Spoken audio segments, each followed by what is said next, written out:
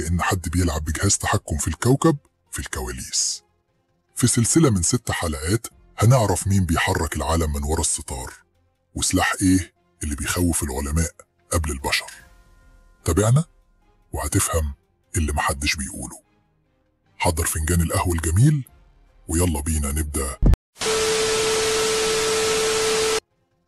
الحلقة الثالثة: هل هارب تسبب في زلزال هايتي؟ اللي حصل في هايتي سنة 2010 مش بس كان زلزال قوي، لأ كان زلزال غامض، لأنه جه فجأة من غير مقدمات جيولوجية معروفة، ومعاه ظهرت أضواء غريبة في السماء. ناس صورت ومضات زرقاء قبل الزلزال وقالوا دي إشارات كهرومغناطيسية.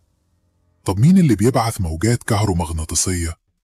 صح، عمنا هارب اللي زود الشكوك.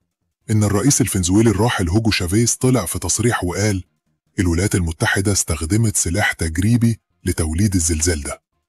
أيوة، التصريح ده اتنشر في جرايد رسمية.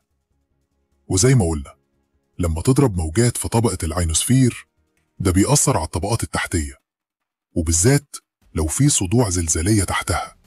يعني لو حد عنده النية يقدر يسبب زلزال، بس الموضوع كله على مسؤوليته. طبعا الحكومة الأمريكية نفت وقالت إحنا ناس طيبين وما نعرفش حاجة عن الحاجات دي. بس مين يصدق؟ انتظرونا في الحلقة الرابعة، ودي فيها لعبة نفسية كبيرة جدا، التلاعب بالعقول. ما تنساش بقى يا نجم النجوم تعمل السبسكرايب وتعمل التعليق وتعمل اللايك الجميل. وانت يا نجمة نجوم الكوكب ما تنسانيش برضو عشان الحلقة الجاية ان شاء الله توصلكم بسرعة وهتبقى ضرب نار ان شاء الله. انتظرونا في الحلقات القادمة. سلام.